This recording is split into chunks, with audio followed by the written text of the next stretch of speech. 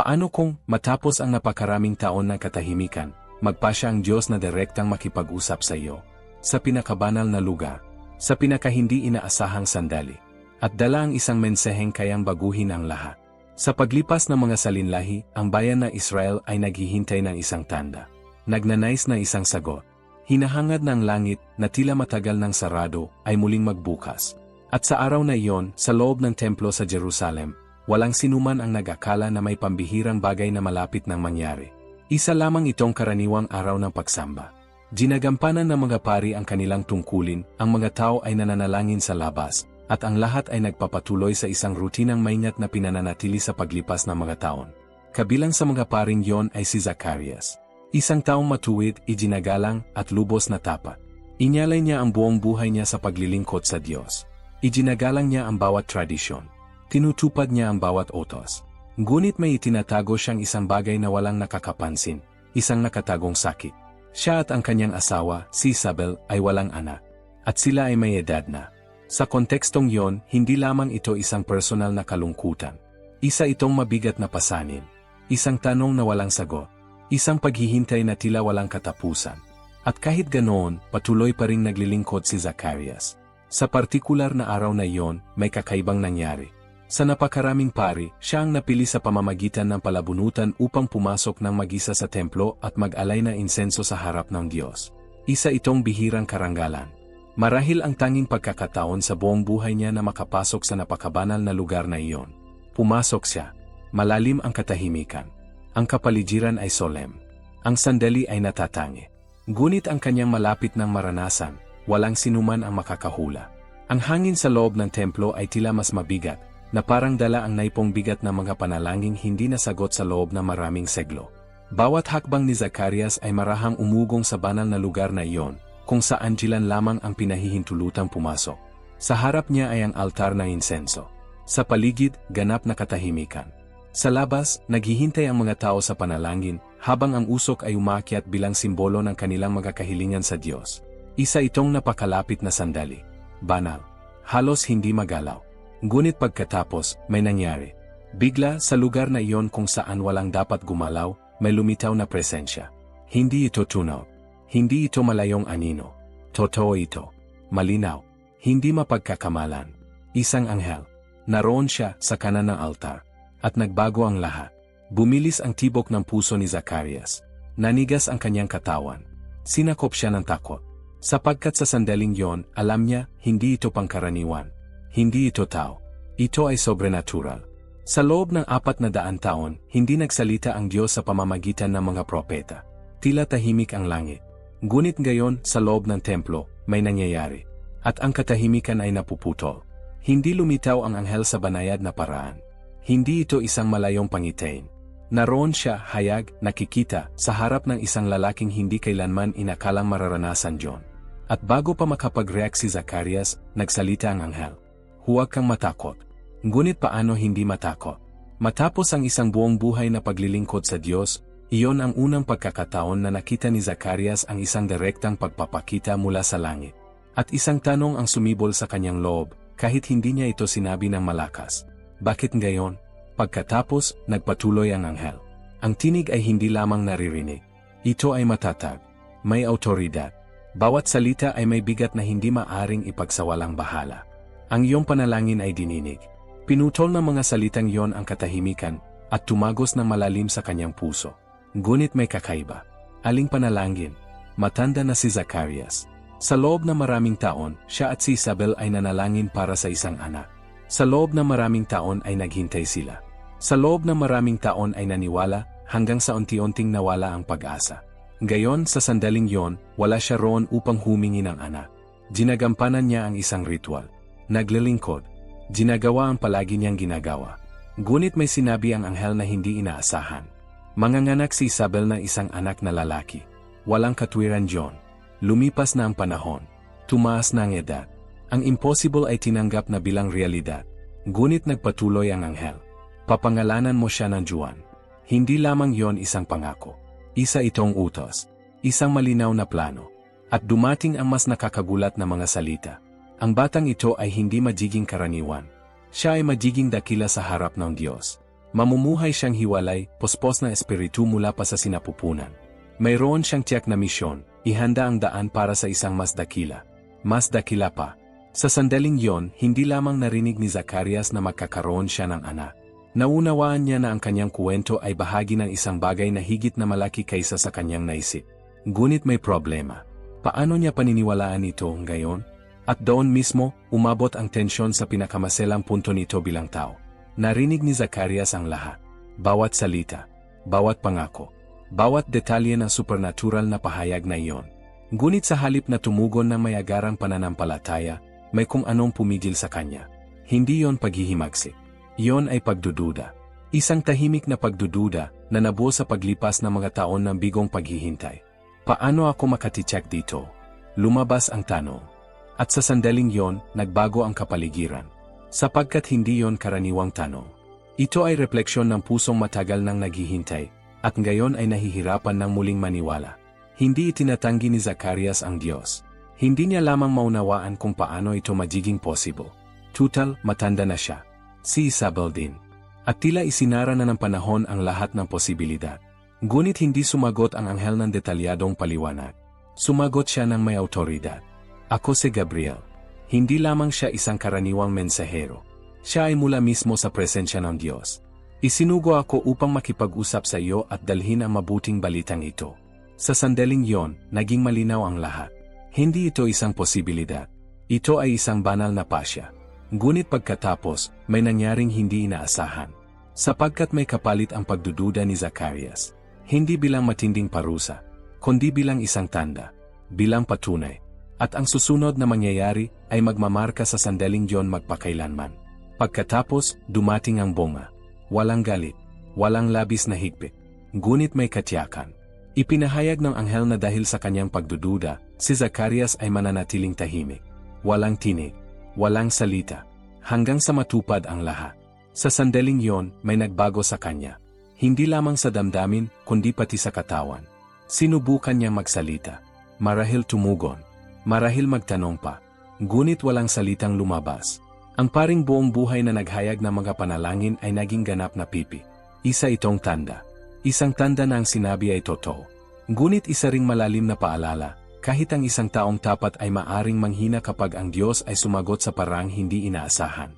Sa labas, nagsimulang magtaka ang mga tao. Lumilipas ang oras. Mas matagal si Zacarias kaysa karaniwan sa loob ng templo. Naghihintay ang mga tao, inisip na baka may nangyari. At totoo nga, may nangyari. Nang sa wakas lumabas siya, sinubukan niyang magsalita. Ngunit hindi niya nagawa. Magulo ang kanyang mga kilos. Ang kanyang mga mata ay nagpapakita pa rin na epekto ng kanyang naranasan. At sa sandaling yon, naunawaan ng lahat. May supernatural na nangyari sa loob.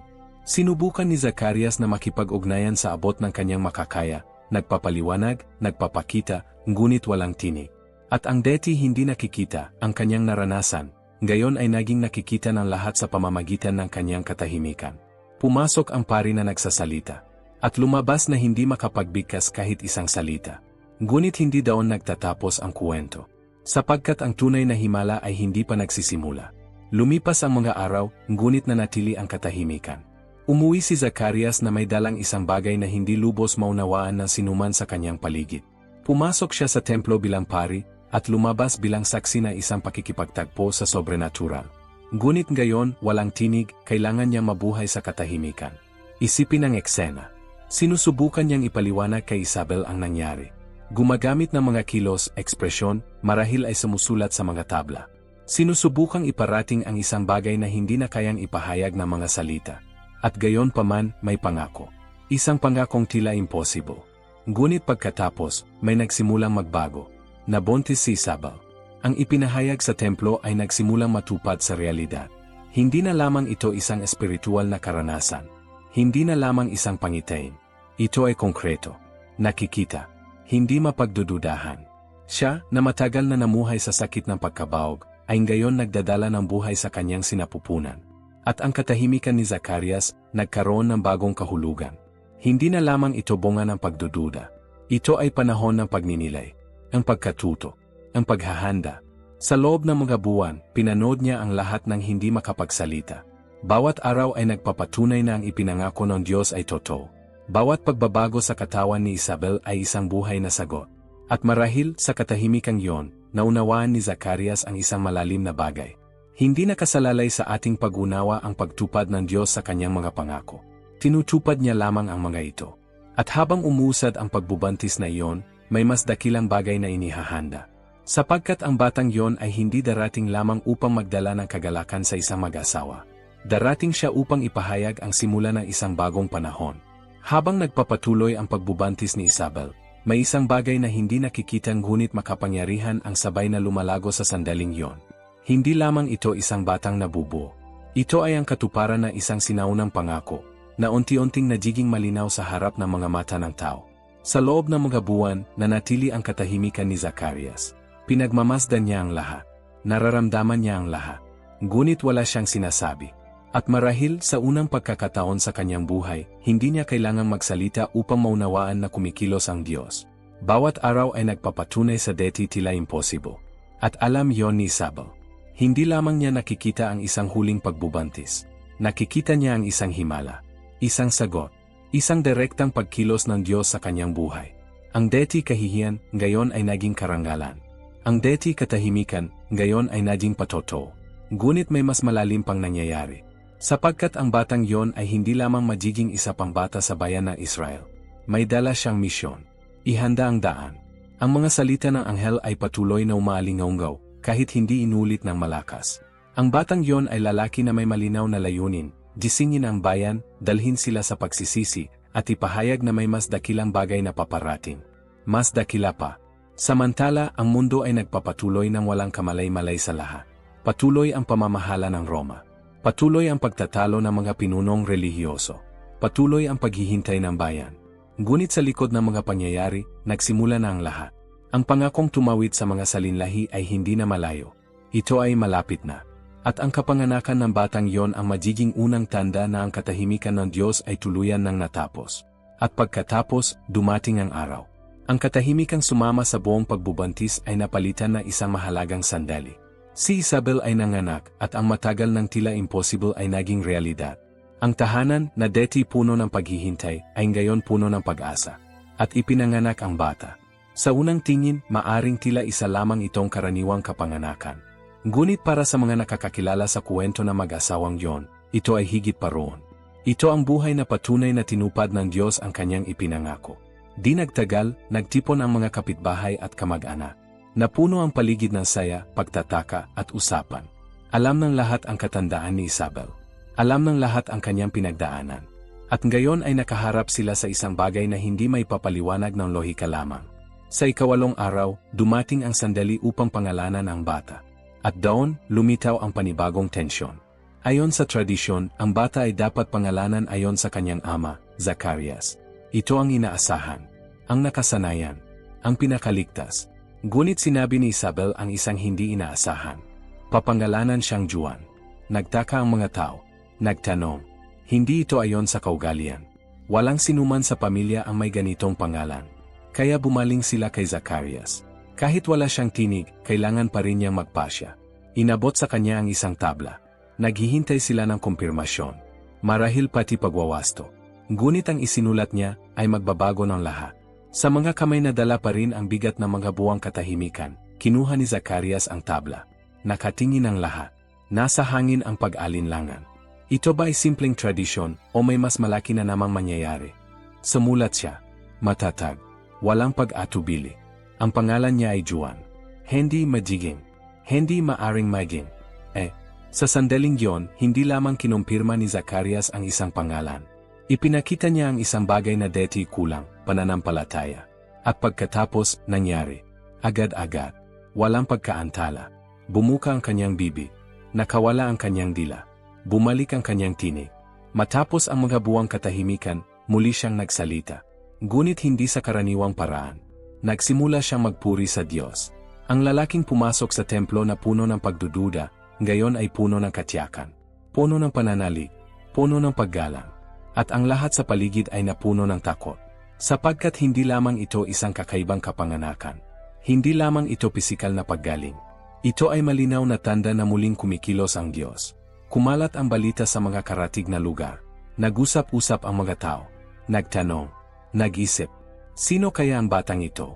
Sapagkat isang bagay ang malinaw. Ang kamay ng Diyos ay nasa kanya. At ang nangyayari sa maliit na pamilyang yon, malapit nang makaabot sa buong bansa.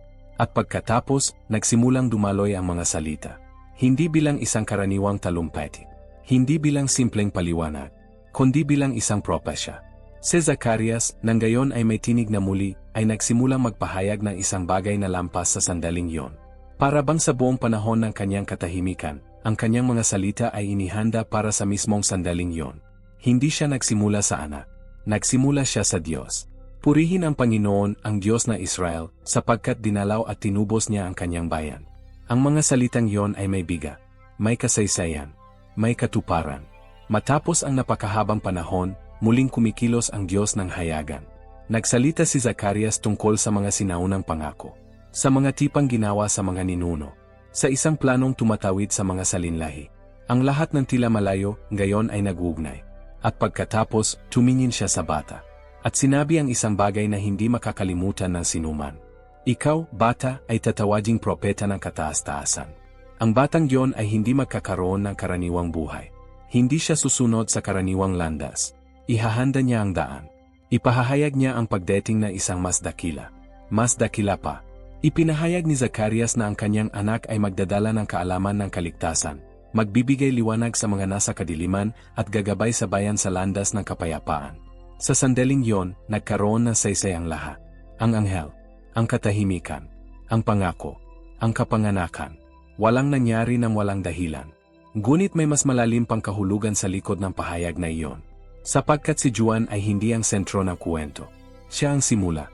Ang isang bagay na higit na malaki na malapit nang mangyari. Ang sandaling yon ay hindi lamang katapusan ng isang kwento, kundi simula ng isang bagong panahon. Ang kapanganakan ni Juan ay nagmarka ng isang bagay na hindi napansin na mundo sa sandaling yon, ang katapusan ng katahimikan. Matapos ang mga saglo na walang kinikilalang propetikong tinig, muling nagsalita ang Diyos. Hindi sa pamamagitan ng mga hari, hindi sa pamamagitan ng mga imperyo, kundi sa pamamagitan ng isang bata at na mensaheng dala niya. Lalaki si Juan sa ilang. Malayo sa mga sistemang panrelihiyon. Malayo sa impluensyang politikal. Ang kanyang pagtawag ay hindi hubugin ng tradisyon ng tao, kundi ng isang banal na layunin. Hindi siya darating upang magbigay lugot. Hindi siya darating upang makibagay. Darating siya upang humamon. Upang gumising. Upang maghanda. At kapag dumating ang sandali, ang kanyang tinig ay alingaunggaw ng malakas, tatawag sa bayan sa pagsisisi, magbubunyag ng pagkukunwari, at tuturo sa isang bagay na higit pa sa kanya. Sapagkat alam ni Juan, hindi siya ang sentro. Siya ang tinig. Ang tinig na nagpapahayag. Ang tinig na naghahanda. Ang tinig na nagtuturo. Samantala, nagpapatuloy ang mundo sa kanyang rutina. Patuloy ang pamumuno ng Roma. Patuloy ang pagtatalo ng mga pinunong relihiyoso. Nagpapatuloy ang buhay. Ngunit sa likod ng lahat, ang plano ng Diyos ay umuusad ng may ganap na katumpakan. At ngayon sa unang pagkakataon sa loob ng mga saglo, may malinaw na tanda. Dumating na ang panahon. Ngunit ang pinakamakapangyarihan ay darating pa lamang. Sapagkat ang isa na paghahandaan ni Juan ang daan, ay babago sa lahat. At sa gayon, ang nagsimula sa isang lalaking tahimik sa loob ng templo, ay naging pahayag ng pinakadakilang pangyayari sa kasaysayan. Ang pagdalaw ng anghel, ang pagdududa, ang katahimikan, ang kapanganakan, lahat ay tumuturo sa isang bagay na mas malaki kaysa kay Zacarias, kaysa kay Isabel, at kahit kay Juan. Tumuro ito sa pagdating ni Jesucristo. Si Juan ang magiging tinig. Ngunit si Jesus ang magiging sagot. Ang pangyayaring yon sa templo ay hindi lamang isang hiwalay na himala. Ito ang simula ng isang banal na serye na magtatapos sa mga saglo ng paghihintay. Kumilos ang langit. Nagsalita ang Diyos. At ngayon, siya ay malapit na magpakilala sa paraang hindi inakala ng sinuman. Ang katahimikan ay hindi pag-abandona. Ito ay paghahanda. Bawat detalye ng kwentong ito ay nagpapakita ng isang makapangyarihang katotohanan. Hindi nakakalimot ang Diyos sa kanyang mga pangako. Kahit lumipas ang panahon, kahit tila impossible ang lahat, kahit nagsisimula ng mawala ang pag-asa, patuloy siyang kumikilos. At marahil ang pinakamatinding bahagi ay hindi lamang ang nangyari kay Zacarias, kundi kung ano ang ipinapakita nito para sa ngayon. Sapagkat may mga sandali pa rin na tila tahimik ang Diyos. Mga sandaling walang sagot. Mga sandaling tila walang nangyayari. Ngunit ipinapakita ng kwentong ito ang isang bagay na nagbabago ng lahat. Kapag nagpasya ang Diyos na kumilos, walang makakapigil. Kung nakausap ka ng mensaheng ito, isulat sa mga komento. Hindi kailanman nakakalimot ang Diyos. At kung nais mong ipagpatuloy ang pagsubaybay sa bawat detalye ng kwentong ito na nagbago sa mundo, mag-subscribe sa channel, sapagkat ang susunod na darating ay maghahayag ng mas malalim ng planong nagsimula sa araw na iyon.